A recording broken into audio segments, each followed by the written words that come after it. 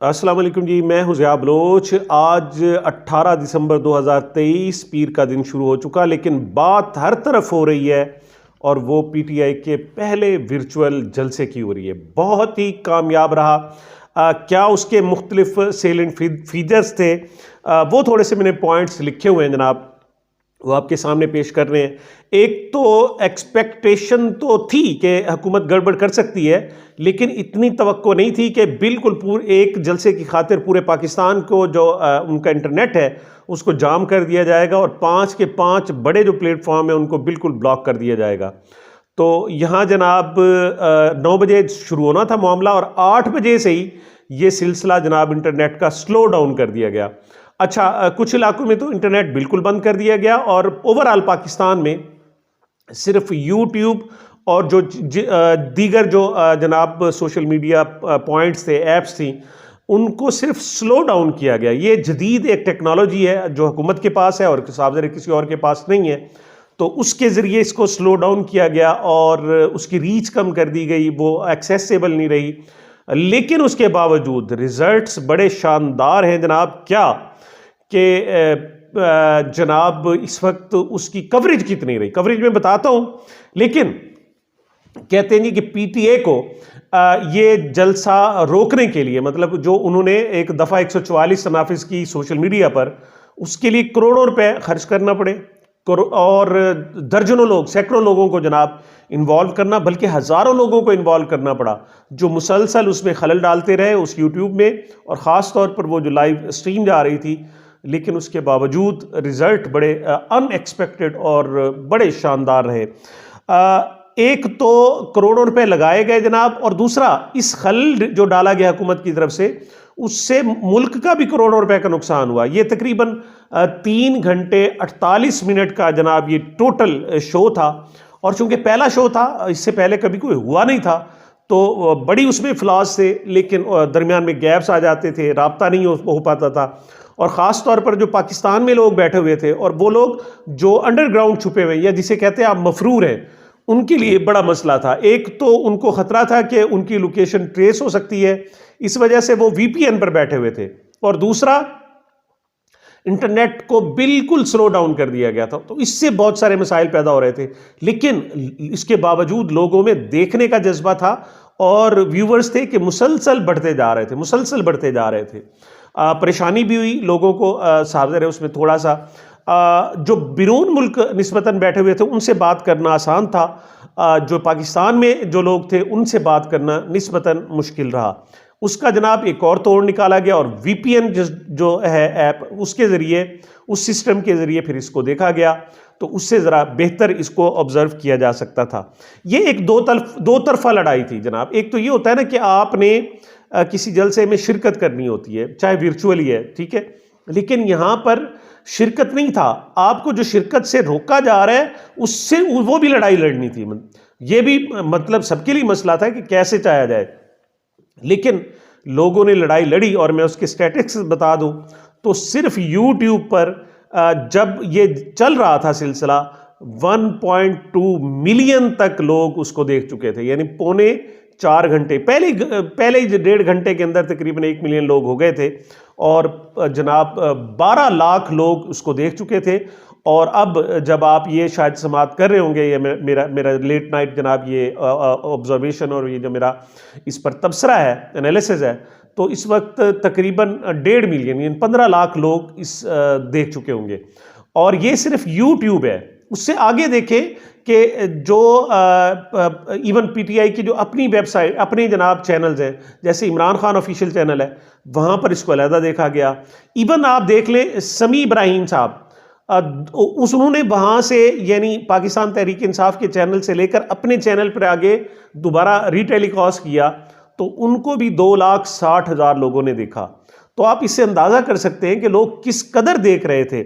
और इस किस्म के सैकड़ों जनाब चैनल थे जो दिखा रहे थे, जिनमें जनाब चंद सौ से लेकर चंद हज़ार और कई लाख तक जनाब वो लोग उनको देख रहे थे। तो इस लिहाज से देखा जाए तो मेरा जो एनालिसिस है वो ये है कि राउंड अबाउट 50 लाख 50 लाख के करीब लोगों ने इसको लाजमी देखा है। यानी तमाम, अगर हम फेसबुक देख लें, टिकटॉक देख लें, इंस्टा देख लें और दीगर जनाब प्लेटफॉर्म्स देख लें, तो सिर्फ अगर एक यूट्यूब चैनल पर 15 लाख है तो तकरीबन 50 लाख कहीं नहीं गए। और यहाँ पर इतने लोगों ने इस जो वर्चुअल जलसा था उसका एक्सपीरियंस किया। अच्छा, बड़ा जनाब थ्रिलिंग एक्सपीरियंस था। आपको पता है कि इस किस्म के जब जलसा किया जाए तो करोड़ों रुपए खर्च हो जाते हैं, बाज़ का तो अरबों रुपए खर्च हो जाते हैं जनाब। लेकिन यहाँ पर हिंग लगा न फटकड़ी और जनाब स्वाद भी चोखा। लोगों ने घरों में बैठकर, अपनी रजाइयों के अंदर बैठकर, पाकिस्तानियों ने तो ख़ास तौर पर देखा, और बिरून मुल्क तकरीबन 60 जगहों पर ये प्रोग्राम लाइव भी देखा जा रहा था, जहाँ बाकायदा गैदरिंग्स थी और वहाँ से नारे आ रहे थे और उन नारों की वजह से एक नए जज्बात लोगों में पैदा हो रहे थे जनाब। अच्छा, एक और दिलचस्प स्टैटिक्स है कि जो पाकिस्तान तहरीक इंसाफ का जो चैनल है, PTI ऑफिशियल है, उसमें जनाब 8 लाख कुछ हज़ार सब्सक्राइबर थे जब ये शुरू हुआ। ये मेन स्ट्रीम कहते हैं, यानी बराह रास्त शायद शुरू हुई, कवरेज शुरू हुई तो 8 लाख कुछ हज़ार सब्सक्राइबर थे, और उसी के दौरान 1.5 लाख सब्सक्राइबर का इजाफा हुआ। आपको पता है कि हमारे यहाँ 1000 सब्सक्राइबर बढ़ाने के लिए मिन्नतें की जाती हैं, तरले किए जाते हैं जनाब, पता नहीं क्या क्या किया जाता है। और जब मैं आखिरी इतलात थी तो तकरीबन 1 मिलियन होने वाले थे पाकिस्तान तहरीक इंसाफ के जो ऑफिशियल सब्सक्राइबर हैं। इसी तरीके से आप इमरान खान के जो सब्सक्राइबर हैं वो भी इस दौरान बहुत वो जनाब 4.5 थे, अब वो 4.6 हो गए थे जनाब, जो आखिरी इतलात थी मिलियन सब्सक्राइबर जनाब हो गए थे। अच्छा, टोटल खर्चे को देखा जाए, यकीन करें कुर्सियों लगाने का खर्चा भी बहुत ज़्यादा है। ये मतलब जो एक जलसे में IPP का जलसा है, अलीम खान का जलसा है, जहांगीर तरीन का जलसा है, तो उस जलसे में जो लाइटिंग लगाने का खर्चा है ना, ये इस टोटल उस लाइटिंग के बराबर भी खर्चा PTI का नहीं हुआ, लेकिन 50 लाख लोगों तक ये पैगाम पहुंचा है। अच्छा, ये 50 लाख लोगों तक तो वो जो सब्सक्राइबर थे, यानी मोबाइल फ़ोन थे, और एक एक मोबाइल फ़ोन को लोग आगे दर्जनों लोगों ने देखा, मतलब उसको सब जब दोबारा देखा गया तो इस लिहाज से कोई एग्जैक्ट जनाब इसकी फिगर्स काउंट नहीं की जा सकती, लेकिन 50 लाख लोगों ने कम अज़ कम इसको देखा है। अब आप देखें 50 लाख क्या है। आपको पता है ये जो बड़े बड़े अखबारात आ रहे हैं, इसकी कितनी इशाअत है। मिसाल के तौर पर इस वक्त जो बड़े बड़े इश्तिहारात हैं जिनकी 80,000 इशाअत होती थी, 8,000 रह गई है उनकी। बड़े बड़े, मैं अब नाम नहीं लेना चाहता उनके, जो अपने यानी यूँ समझे कि टॉप के 4 अखबारात हैं पाकिस्तान के, उनकी मैं बात कर रहा हूँ। उनकी मतलब कवरेज चंद हज़ार तक रह गई है, यानी 10,000 से भी कम रह गई है। ये पोजीशन है उनकी।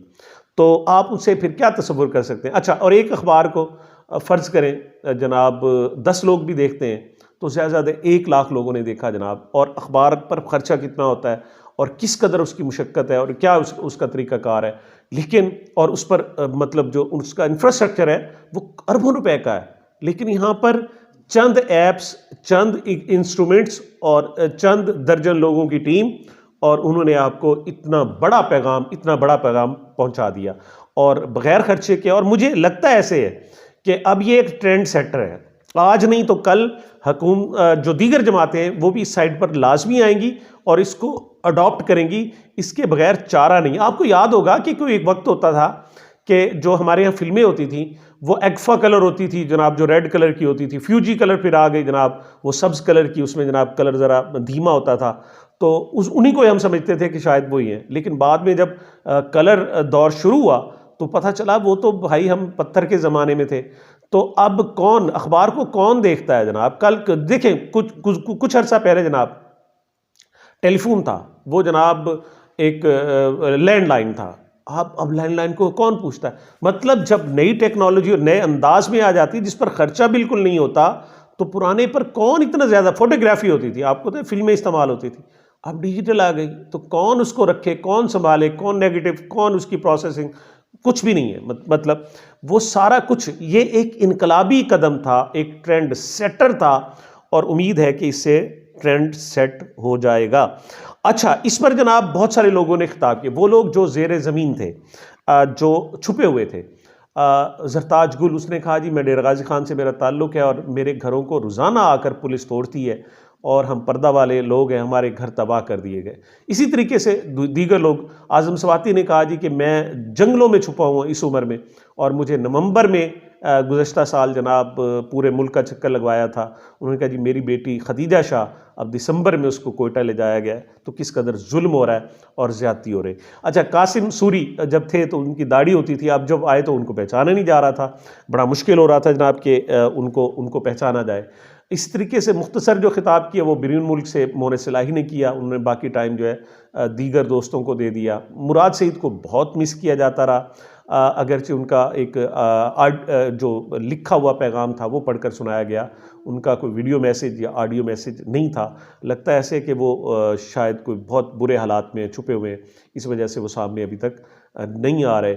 इसी तरीके से और जनाब बहुत सारे लोगों का जो जनाब डटे हुए हैं, लेकिन मुझे लगता है कि ये इस वक्त इस वजह से सामने आए कि अब ये जनाब अपनी जो ज़ेर ज़मीन है, यानी अपनी रुपोशी ख़त्म कर देंगे और बहुत जल्दी ये बाकायदा सरेंडर करेंगे अदालतों के सामने, गिरफ्तारियां देंगे, क्योंकि इन्होंने इलेक्शन लड़ना है। तो इलेक्शन से पहले एक बड़ा खड़ाक था जो पीटीआई ने कर दिया, तमाम के तमाम जो अंदाजे थे पाश हो गए।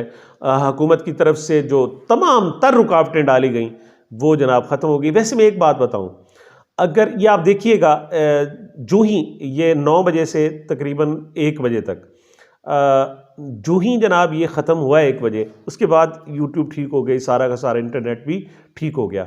अगर ये खलल ना डाला जाता तो कम अज़ कम 1 करोड़ लोग देखते, और अभी इनके जनाब फिगर्स अभी आने हैं। मैं तो सिर्फ, चूँकि हम ज़्यादातर यूट्यूब जो है मीडिया इस्तेमाल करते हैं, इस वजह से मुझे उसका अंदाज़ा है और उसके स्टेटस का पता है, अदरवाइज़ ये चीज़ें आ रही हैं और आप देखेंगे कि ये करोड़ों लोगों तक मैसेज पहुँचेगा। तो आप गंदे भी हुए, आपने जनाब जूते भी खाए और 100 प्याज भी जनाब आपको खाने पड़े। यही सूरत हाल है हुकूमत के साथ। लेकिन उसके बावजूद जनाब एक इमरान खान का 2 मैसेज पहुँचाए गए। एक तो रिकॉर्डेड था जो 22 जुलाई का था, और दूसरा जो मैसेज है वो आर्टिफिशियल इंटेलिजेंस के ज़रिए था और फैसल जावेद के ज़रिए उसकी अनाउंसमेंट कराई गई, और वो बड़ा थ्रिलिंग था। और ये एजाज़ कम से कम आपके इस चैनल को भी जाता है कि मैंने आपको पहले ही बता दिया था कि इमरान खान का एक मैसेज इसमें लाजमी शामिल होगा और वो इसमें से खिताब करेंगे। अगरचे हमारी इतलात हैं कि इमरान खान साहब ने जो है वो बहुत सारे रिकॉर्डेड मैसेज भी हैं, लेकिन लगता ऐसे है कि कुछ अदालती परेशानी है या इस किस्म की कोई सूरत हाल है, जो ही उससे क्लियरेंस मिलती है, जो लीगल टीम है वो क्लियरेंस देती है, तो फिर वो उनके जो पैगामात हैं वो शायद ऑन एयर करना बाकायदा शुरू कर दिए जाएँ, जो उन्होंने ज़मान पार्क में रिकॉर्ड करवाए थे। बहरहाल इतना बात है कि वो महफूज है और यहाँ पाकिस्तान में नहीं है, बिरून मुल्क। और ये जो टीम थी जनाब, उसमें अली मलिक थे और जिब्रान इलियास थे, मिशवानी साहब थे और दीगर लोग थे जनाब। तो इन लोगों ने बड़ी बाकी मेहनत की, उनकी पूरी की पूरी टीम ने, और ये लोग बिरून मुल्क बैठे हुए थे। अगर पाकिस्तान में होते तो इतना ये शो चंद लड़के, और उन्होंने पूरी जनाब हुकूमत और मशीनरी को नथ डाली हुई थी जनाब। वो जिस तरह जनाब शहबाज गिल ने कहा कि वहाँ से स्विच निकालो, वहाँ डालो, वो ख़त्म करो, वो रोको, ये रोको, मतलब पूरी मशीनरी को उन्होंने वक्ता डाला हुआ था। तो लेकिन ये कामयाब शो हो गया और अब लगता है कि ये मुख्तसर दौरानी के होंगे, ज़्यादा मौसर होंगे, ज़्यादा बेहतरीन होंगे और लोगों तक इनका मैसेज पहुँचेगा। और मैंने आपको बताया था कि अगर बिलफ़र्ज़ जो बल्ला इंतखाबी निशान है वो नहीं मिलता, तो फिर हलकों की जो तरतीब होगी और उसमें जो मुख्तलिफ़ उम्मीदवारों को निशानात होंगे, वो इलेक्शन से आखिरी 24, 48 और 72 घंटे जो 3 दिन होंगे वो बहुत अहम होंगे। उससे पहले अनाउंसमेंट नहीं की जाएगी पीटीआई के उम्मीदवारों की, क्योंकि उससे पहले उन सबको गिरफ्तार किया जा सकता है। तो ऐन मुमकिन है कि उन सबको फिर अंडरग्राउंड करके या कुछ इस किस्म की सूरत हाल करके फिर इन्हीं मीडिया के ज़रिए उन हलकों का ऐलान भी किया जाएगा। और इलेक्शन में ये जो वर्चुअलिटी है, इसको बहुत बड़े टूल के तौर पर इस्तेमाल किया जाएगा। तो लगता है ऐसे कि इस कामयाबी के तोड़ के लिए भी हुकूमत ने सर जोड़ लिए हैं और वो सोच रहे हैं कि अब इसको कैसे किया जाए। लेकिन मेरा ज़ाती ख्याल ये है कि आप टेक्नोलॉजी का कोई तोड़ नहीं कर सकते, और ख़ास तौर पर सच का आप तोड़ नहीं कर सकते। आपने करोड़ों रुपए लगाए कि बात ना पहुँचे, लेकिन इतना हुआ ना कि चंद घंटे बाद बात पहुँच गई। बात तो पहुँच गई, बात को आप रोक नहीं सकते, पैगाम को आप रोक नहीं सकते। ये पैगाम निकला है, ये लोगों तक पहुँच रहा है और पहुंचेगा। तो सामीन, ये मेरी अब तक की गुजारिशात थी। मुझे, मेरे चैनल को अपनी मोहब्बतों और दुआओं में याद रखिएगा। मिलते हैं छोटे से वक्फे के बाद।